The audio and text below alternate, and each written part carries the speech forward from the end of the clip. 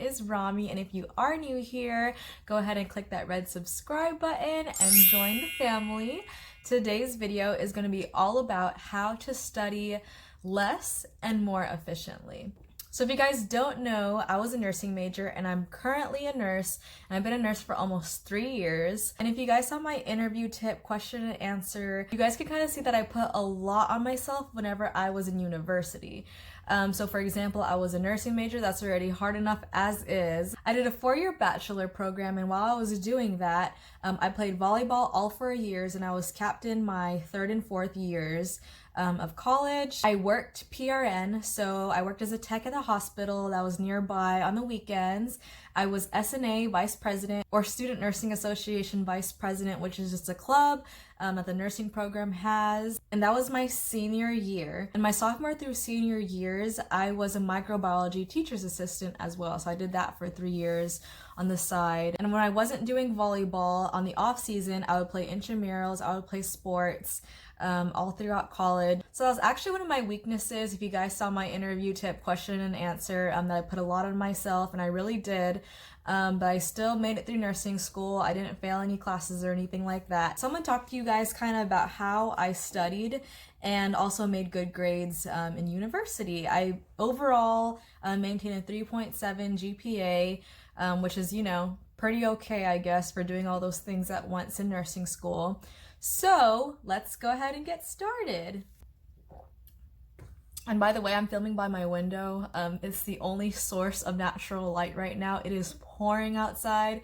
So I just pulled up a chair and we're sitting by the window today. So the first thing I kind of wanted to talk about was just the study method I used. I didn't realize it at the time, but the way I studied really had a study method attached to it, and that was backwards classroom or reverse classroom. I'm not really sure if you've heard that term, but I did hear it later on. And what backwards or reverse classroom is that you study before you go to class the chapters that you're supposed to be reading for that day. And whenever you get to class, you learn again. So you're learning already just by doing that, by reading before you go to class, and by going to class, you're already learning your material twice. So here's how backwards classroom or reverse classroom works. Say a teacher was to present 2 or 3 chapters that day. You're basically going to read whenever you're available, just before the class starts. Any time period before that, you are going to read those chapters thoroughly. I know with myself personally, I wasn't always able to read all the chapters thoroughly. So what I did was pulled up the teacher's PowerPoint. And I know these days, lots of teachers use PowerPoints. Every single one of mine did. So I'd pull up the PowerPoint and look at their main points of what they're highlighting that day. And I would be sure to kind of delve deeper into the book and look over just like the key points they were going to go over. So I didn't read every single little word or detail. I mostly took what they were going to present in the PowerPoint and read more in depth in the book. If you are able to have more time, read the whole chapter if you can, but I know since I was just involved in so much, I wasn't always able to do it. I did it whenever I could, especially if the chapter was a lot shorter, but sometimes these chapters go on for like 20 pages each chapter, and sometimes the teachers would even teach 4 chapters in a day. So do what you can, but that was what I did whenever I looked at the material the first time. And I know it's really difficult. If you haven't been taught this material before, it's really important to read and understand at the same time.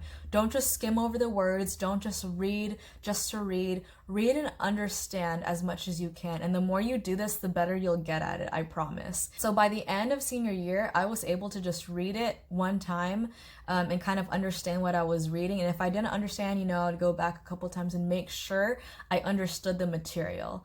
That's a key point. Make sure you understand the material before moving on to the next slide or chapter. So that's what I did to look at the material the first time. So the second time would be when the teacher presented it to me.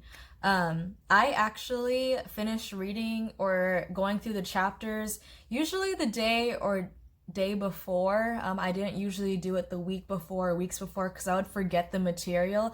I usually like to keep it fresh in my memory. So I usually read the chapters about a day or two before max. So that was the first way I exposed myself to the material. The second way was going to be in class. So when the teacher taught the material, I would pull up the PowerPoint that she was teaching off of. And on PowerPoint, you can pull up notes on the bottom, and I would always have that pulled up, and I would just type whatever the teacher said, pertinent information, highlights she would say. If she just said the definition of what it was, I wouldn't type that down because I would already have that in my head. But anything extra related to the PowerPoint and I wanted to kind of keep it in my memory, I would type. I never ever hand wrote my notes. I know a lot of study method videos out there are all about like the way you take notes and everything. I never did that. I'm a way faster typer than I am a handwriter, but if that's how you prefer to take your notes, and if you feel like you memorize things that way, then by all means, do what works best for you. But what worked best for me was typing. I would literally type what I felt like would be important and important for the test, and just have my notes sitting there. So that was the second way I was exposed to the material. Those two ways are already really good. If you want to go ahead and expose yourself a third way, you can look over the notes that the teacher talked about. I know it's really hard to kind of understand while the teacher's teaching just because you're in a limited time frame. I know the teacher probably put a few things in there you didn't really understand, but if you didn't have time to kind of learn, if you didn't understand while she was saying it, don't worry. You can go after class or after the day is done, and you can look over what she said and relate it to the first time you taught yourself, or go back to the book and look at what she kind of talked about, other points she threw in there. And if you read it already, you probably already understood what she was talking about. But if you didn't, you can always go back to the book and kind of read over the notes you took in class and make sure you relate those two parts and make sure you understand everything thoroughly. This is honestly something I never did because I just had so much going on. So I'm going to tell you what I personally did to relate everything in class, everything the teacher said for my test. This was actually a key thing that a lot of classmates figured out I was doing, and they all wanted to do it afterwards. And this is waking up at 4 in the morning the day of the test. So this is something I did for every single one of my tests, especially because I just had so much going on. My schedule was always so packed.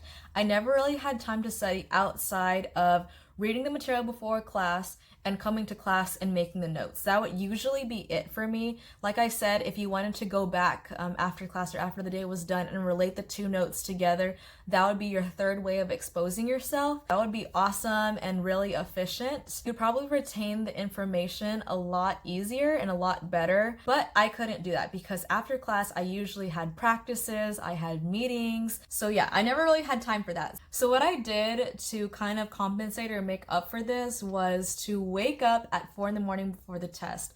And what I did at 4 in the morning was just go over all the chapters, all the materials, all the PowerPoints, all the notes that I took.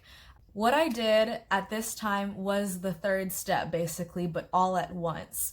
I would look at all the notes that the teacher said, relate it back to things in the book to help me understand it more. I would still, at this point, remember most of the information that I learned because of the very first time I read it. I read it to understand it. So when I came back to it and started looking at it at 4 in the morning, I remembered it pretty easily. So just make sure that first time that you read it, you are reading it to understand. I cannot say that enough because when it comes time to taking the test and studying for the test, you will have already understood that material. So I woke up usually at 4 in the morning and I did the third step. I would read over all the notes that the teacher said, every single one of them. And here's where I made highlights. You could highlight on your note part, just like you can highlight in a notebook. But in the PowerPoint, you have an option to highlight. So I highlighted pertinent information in different colors. The most pertinent information I would highlight in red, things I knew were going to be on the test. And this you can kind of take from what the teacher says. I would definitely not highlight it if I didn't think it was going to be on the test. Things that I felt were pretty important that the teacher said that may be on the test, I highlighted in green, and blue was just everything else I thought may be on the test. So the order went from yellow was definitions, blue was things I thought were important and could be on the test, green was something I thought was a little more important, I guess, than blue, and red I knew was definitely going to be on the test. So sometimes I didn't have red, so it would just be those three colors. So highlight how you guys feel like you would memorize the material better. This just helped me retain the information better, and whenever I thought about the definition, I would try to think of that yellow highlighted portion, because your notes can just get jumbled, especially if you're typing it. Everything looks the same, so you kind of have to make things stand out a little bit better. So I just always tried to remember yellow portions that were definitions in my head whenever I took the test. Things that I highlighted in red were really easy for me to pick out on the test and kind of answer that pretty quickly. Make sure you highlight in a color that you will remember. And if you guys need like a key or something on the side in the beginning when you first start highlighting, that would work out. It helps your brain kind of pick apart what's important and what's not important, because if you're typing notes or if you're handwriting notes, everything can get jumbled and everything looks exactly the same. So your brain needs to kind of separate what's important and what's not important into different compartments, and that's kind of what just helped me best. So yeah, just make sure you use colors or underlines or just something that'll help you pick apart your notes and something that'll help your brain understand. And make sure you use this throughout college or throughout your class. Or for as long as you can, because I used it since freshman year. I used the exact same highlighting method, and it helped me all the way till senior year. So no matter how many chapters I had, sometimes we had 8 chapters for the whole test, sometimes we had 12, sometimes we had 15, especially if it was the final. We would have a lot to go over. Depending on what kind of test it was, usually for just our regular tests, there are 8 to 12 chapters. I would wake up at 4 in the morning. However, if it was a final, I would do this for 3 nights in a row. I wake up at 4 in the morning, 3 nights in a row, and the third night is when I would take my final. So that's just kind of what worked for me, and I would go over all the chapters no matter how many chapters it was. I would always be able to finish in time. Usually my tests started at 8 or 9 in the morning, so that would give me 4 hours to refresh my memory. And the thing about waking up at 4 in the morning is there have been studies about it. I don't know the exact percent, but it's when your brain is functioning at the highest, and as the day goes on, your brain starts functioning less and less. So it's really difficult to study like right after class. It's difficult studying at night, but for me, I never really studied the night before class. I always studied at 4 in the morning, no matter what. And that material always stayed so fresh in my brain that by the time I took the test, it was really easy for me to remember information. Even if I had 12 chapters, I would always be able to finish it, only because some chapters are obviously easier than others. So sometimes you finish studying that way faster than the other chapters. If you need more time to review a chapter, I would have that extra time to do that. But usually chapters that I kind of already knew, that would take me probably about like 20 to 30 minutes max to go back over, but other chapters probably took around like 45 minutes. That's all I did basically to study in nursing school, and how I passed with good grades every single time. It all just depends on your very first time of exposing yourself, which is when you read and understand, okay? So just know the 3 exposure methods, which is the first time before you go to class, teach yourself the material, read to understand, and then go to the classroom and re-expose yourself to the material again by what the teacher says, and kind of go off your notes based on what she says. That's why it's called reverse classroom, because you're teaching yourself the material first before you go to the classroom. So I hope these tips kind of helped you. I hope you are able to study more efficiently. If you have more time than I do, go ahead and do the 3rd exposure method, which is reviewing the material whenever you get back from class. That'll help you seal the deal and kind of help you remember it even more effectively than I did, most likely. This can be used for any major nursing, business, education. It can literally be used for every single major. So I hope this helps you. I know this may not be like the most effective method, but it's just literally what I did to pass nursing school and work.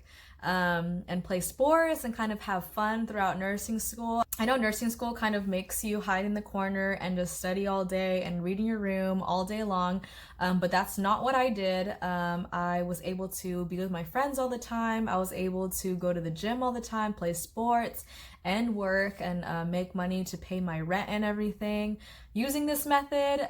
So I hope it does help you. So if you are still watching, go ahead and click that subscribe button and like this video. Leave me a comment if this helped you, or leave me a comment on your study tips. I would really love to know them as well, and it might help other students. So yeah, thanks for watching this video again, and I'll see you guys in the next video. Bye!